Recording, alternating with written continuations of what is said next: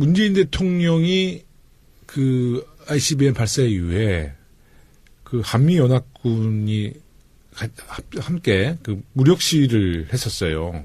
그러니까 레드 라인을 넘기지 말라는 메시지와 함께 아마 김정은도 깜짝 놀랐을 텐데. 이게 뭐냐면 이제 그 북한의 김정은 그 정권은 아마 그렇게 생각을 했을 거예요. 그러니까 문재인 민주당 정부가 대화와 압박을 동시에 얘기하지만 마치 대화만을 통해서 남북 관계를 풀 것이라고 하는 네. 이 이제 아마 그 선언적 판단을 가지고 있었던 것 같아요. 그런데 명확하게 문재인 정부는 힘에 의한 그리고 준비된 국방력에 의한 안보를 확고한 안보 기반 위에 대화 협상을 통해서 한반도 문제를 풀어나가겠다는 원칙이 확고하거든요. 네. 그 문제에 관한 북한의 잘못된 오판이라든지 이런 부분들을 명확히 해주기 위해서 저는 그 한미 간에 무력 시위를 하지 않았나 이런 생각이 들고요.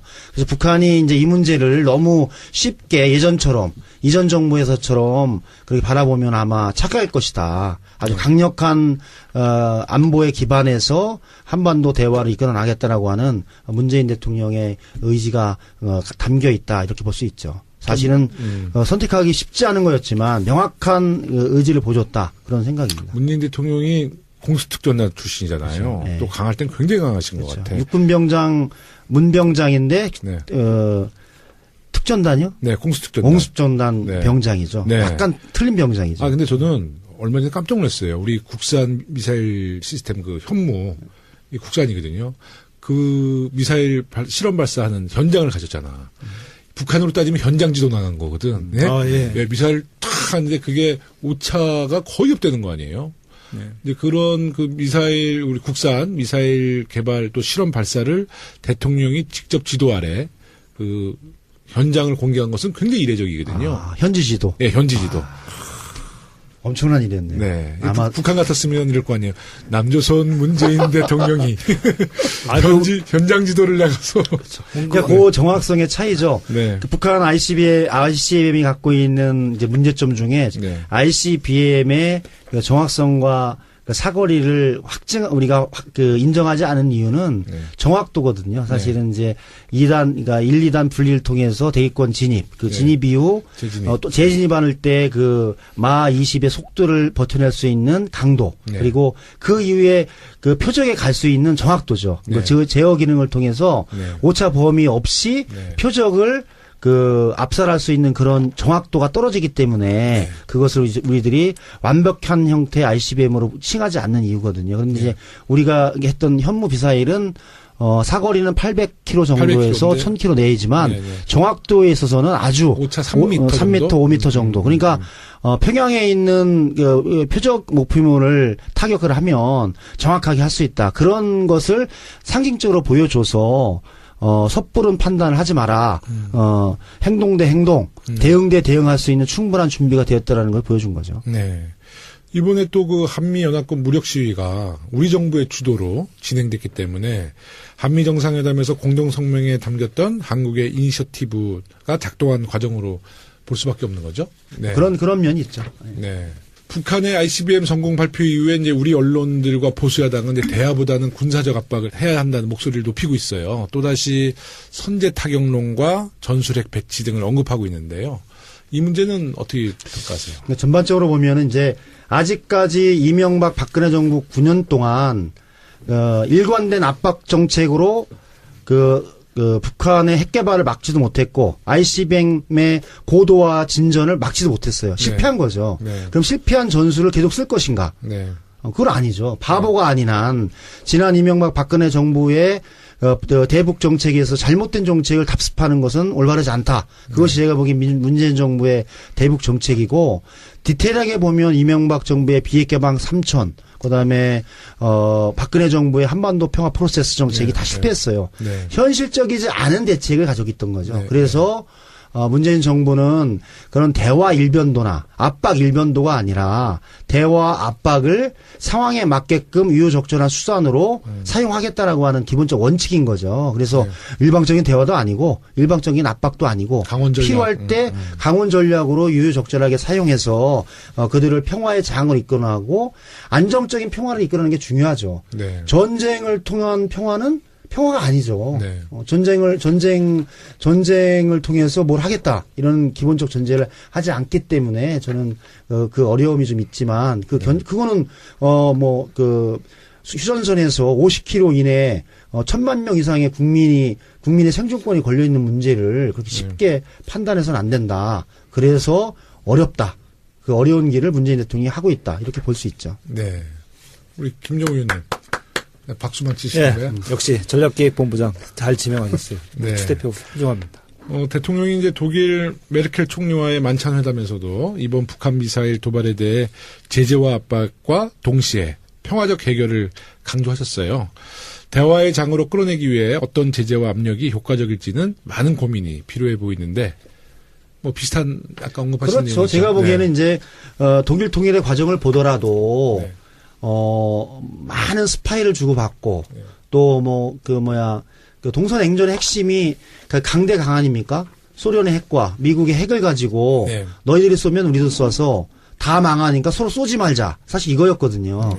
거기에 가장 베를린이 사실은 동서 분단의 상징이었어요. 그런데 그런 강대 강의 대결 속에서도 서독은 일관적으로 동독의 그 인도주의적 지원을 한 번도 중단한 적이 없어요. 물자 지원, 인력 지원 이런 부분을 통해서 그 관계를 유지해 왔던 거죠. 네. 그런 부분들을 잘 알고 있기 때문에 메르켈 총리가 문재인 대통령을 만나서 문재인 대통령의 한반도 평화 정책 관련한 프로세스를 전폭적으로 지원하고 같이 동의를 표했던 것도 아마 그런 거였고 네. 그래서 압박과 대화를 하는 것은 제가 보기엔 동전의 양면이기 때문에 네. 하나가 있고 하나가 없는 문제가 아니죠. 같이 잘 사용해 나가는 것이 필요하다. 그렇게 네. 봐죠. 그렇게 보여져요. 네. 문재인 대통령이 트럼프를 만나고 귀국하고 나서 얼마 되지 않아 미국 독립기념일에 북한이 또 보란 듯이 미사일을 빵 문재인 대통령 뿔났습니다. 그래서 우리도 미사일을 해 이렇게 된 거거든요. 재밌어요. 이거는 뭔가 위협, 불안 이렇게 받아들일 문제가 아니고 너무나 당연히 예측이 된 부분. 이를테면은 트럼프가 문재인 대통령이 북한 문제는 주도적으로 알아서 하십시오. 이렇게 이야기하니까 북한 쪽에서 나는 인마 미국 트럼프 너를 상대하고 싶단 말이야 하고 빵 해서 그러니까 문재인 대통령이 자기 나름대로 계획이 있잖아요. 구상이. 이러면 좀 북한이 좀 아닥하고 좀 있어주면 되잖아. 근데 그 아닥이 안 돼. 김정은 그 뚱뚱한 새끼가 보란듯이 한번 쏴주니까 문재인 대통령이 그래? 우리도 미사일 쏘는 훈련해. 근데 요게 대치 상황에 무슨 안보 위협 이런 거보다도요. 길거리에서요. 강아지들을 이렇게 딱 마주쳐 놓으면 서로 이렇게 탐색전하면서 힘겨루기 비슷한 거래요. 시선으로. 그 느낌이에요. 그리고 사실은 여기서 가장 놀란 건 문재인도 미국도 아닌 일본 바로 근방에다 떨어뜨렸거든. 그러니까 혼비백산한 상황이 된 거죠. 일본은 그 국가안전보장회의를 2번을 열었어요. 열심히 해야죠. 네. 우리가 푸른나무님하고 저도 비슷한 의견이에요. 지금 삿바 싸움 중인데 말씀드린 것처럼 트럼프하고 약조를 받고 왔잖아요. 한반도 문제는 우리가 주도권을 갖는다.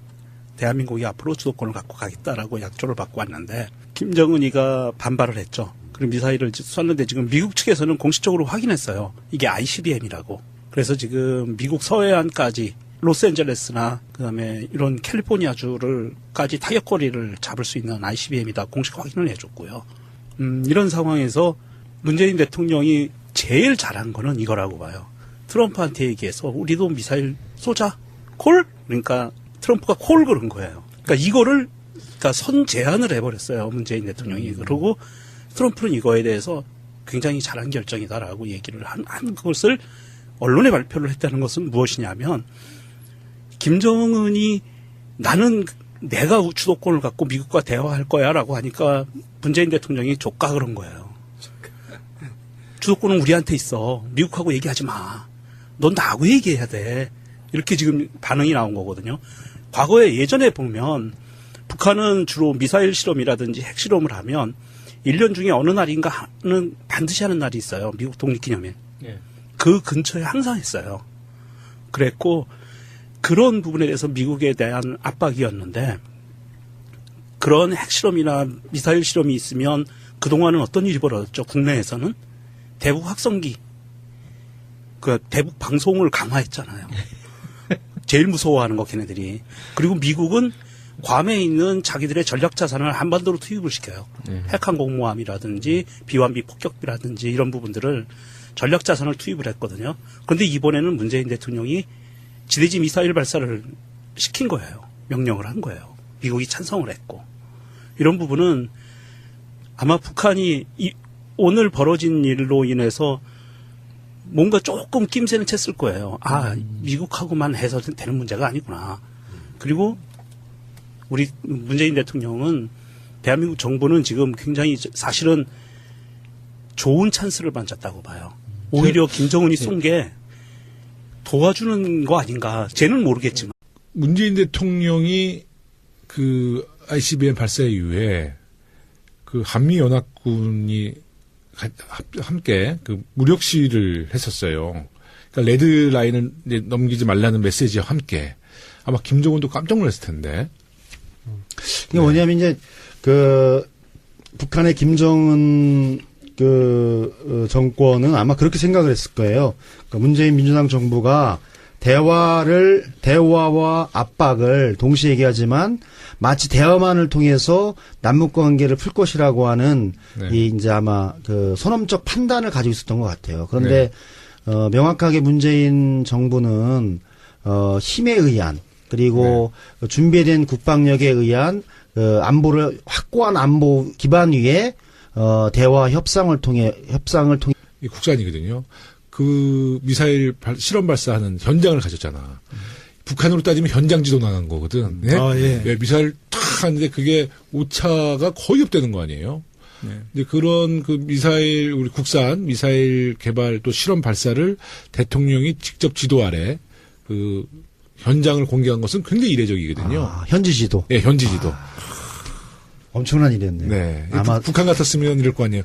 남조선 문재인 대통령이 아주 현장 지도를 나가서.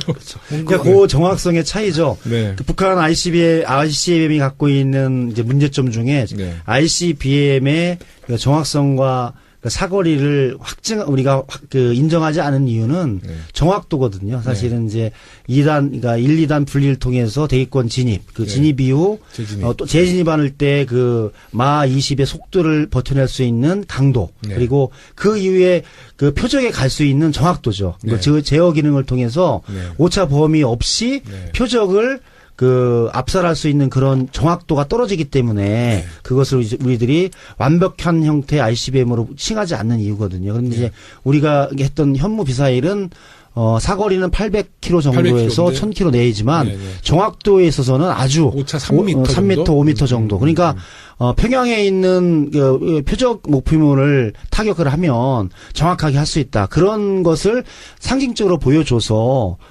섣부른 판단을 하지 마라.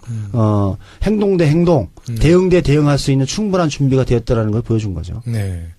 이번에 또 그 한미연합군 무력 시위가 우리 정부의 주도로 진행됐기 때문에 한미 정상회담에서 공동 성명에 담겼던 한국의 이니셔티브가 작동한 과정으로 볼 수밖에 없는 거죠. 네. 그런 면이 있죠. 네. 북한의 ICBM 성공 발표 이후에 이제 우리 언론들과 보수야당은 이제 대화보다는 군사적 압박을 해야 한다는 목소리를 높이고 있어요. 또다시 선제 타격론과 전술핵 배치 등을 언급하고 있는데요. 이 문제는 어떻게 평가하세요? 그러니까 전반적으로 보면은 이제 아직까지 이명박 박근혜 정부 9년 동안 일관된 압박 정책으로 북한의 핵 개발을 막지도 못했고 ICBM의 고도화 진전을 막지도 못했어요. 실패한 거죠. 네. 그럼 실패한 전술을 계속 쓸 것인가? 네. 그건 아니죠. 바보가 아닌 한 지난 이명박 박근혜 정부의 대북 정책에서 잘못된 정책을 답습하는 것은 올바르지 않다. 그것이 제가 보기엔 문재인 정부의 대북 정책이고 디테일하게 해서 한반도 문제를 풀어나가겠다는 원칙이 확고하거든요. 네. 그 문제에 관한 북한의 잘못된 오판이라든지 이런 부분들을 명확히 해주기 위해서 저는 그 한미 간의 무력 시위를 하지 않았나 이런 생각이 들고요.